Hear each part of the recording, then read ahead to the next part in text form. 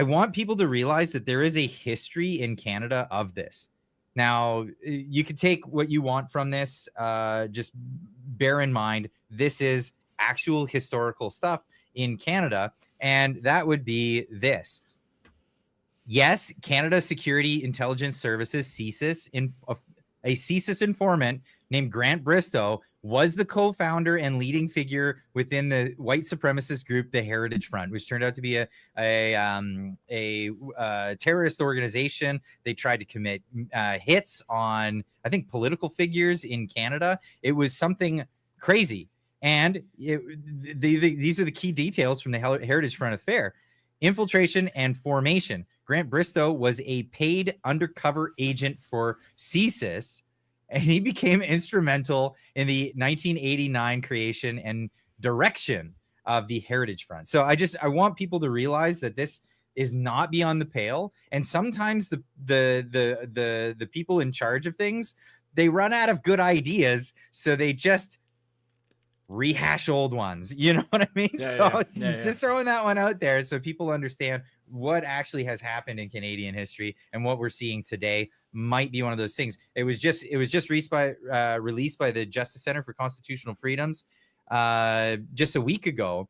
They uncovered that the Canadian government was using psychological warfare against Canadians. They've been using top level propaganda techniques, and that they've discovered there's a whole network in the government to figure out great propaganda and brainwashing ideas. What was the one they did in Nova Scotia, like in recent years, where they were trying to spread myths about wolves? Like there's some crazy ones. Like absolutely. So that was a crazy story. Canadians are some of the most naive people in the world. Like, I think we are an experimental ground. They come here with their new, like the CIA, all sorts of groups come here and go, hey, let's try this new technique on Canadians and see how quickly it grabs onto. Like, man, yeah. That story about the wolves, like they went so far as to convince people by handing out flyers and then saying, oh, the wolves are dangerous. And then they had troops, Canadian forces troops in the woods with speakers blaring wolf sounds at people's homes to scare them. Yeah, actually, it's unreal. Actually, this is a weird segue because we haven't even talked about Carney yet, because we want to talk about Carney. But one of the things that I've been pointing out about Carney in the last couple of months is Carney has issued no less than 11 statements at this point, press releases that start with the words "in an ever increasingly dangerous world" or "a world of uncertainty." Like, Carney starts, almost every press release from Carney starts with a variation on that. So that's an example, folks. You're being conditioned constantly. I mean, I mentioned today small modular reactors. SMRs. They don't even say nuclear reactor. They say small modular reactors. They're normalizing things. They do this to us all the time. Yep. It's techniques. And so the Justice Center for Constitutional Freedoms released a new report titled Manufacturing Consent, Government Behavioral Engineering of Canadians, authored by veteran journalist and researcher Nigel Hannaford. The report warned that the federal government has embedded behavioral science tactics in its operations in order to shape Canada's beliefs, emotions, and behaviors without transparency, debate, or consent.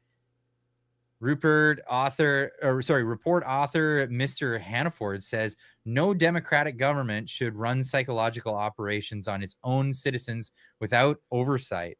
If behavioral science is being used to influence public attitudes, then elected representatives, not unelected strategists, must set the boundaries. And you can read the full article there. This is eerily similar. Do you remember David Charalambos from We Unify? Not this past year, but the year before. I've had him on the show as well twice now. And he's doing research in England with exactly this, basically the science of how brainwashing works. And it's unbelievable how susceptible everybody is. Totally. And I'm not surprised when I hear a report like this, that the Well, government's like, well, instead of using democracy, why don't we just brainwash those stupid idiots into just doing exactly what we want them to do?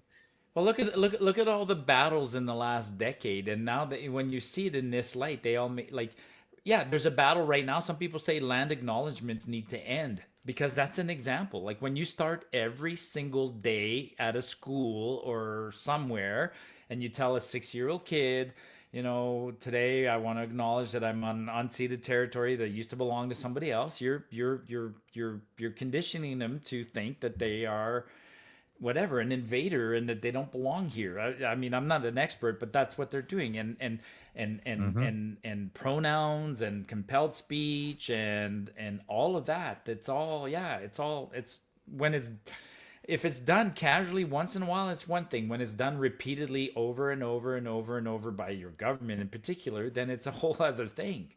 So yeah.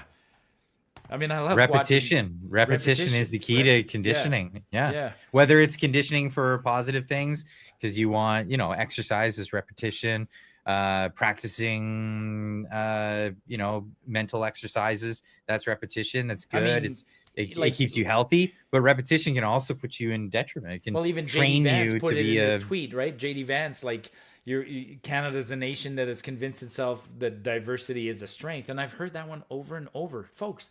It's not a strength, man. It's the statistical measure. That's it. That's all you're doing when you're measuring this diversity. And unity might be a strength, but we've been brainwashed into thinking diversity is a strength. And then down the, like, try and bring it up at a meeting somewhere and just stand up and say, you know, next time you hear it, say, I think that's bullshit. Even people you know will look at you. It's like, yeah, you've been brainwashed. Like, wow, yeah, diversity is a strength. Oh man, yeah, Canada is not doing so hot. Every time I look at that tweet, it gets me, yeah, thinking. Thanks for watching. If you want to see more clips like that, make sure you're subscribed to the channel. The link is right here. If you want to see it live as it happens, make sure you subscribe to the Clyde Do Something YouTube channel. The link is right there. We'll see you in the next one.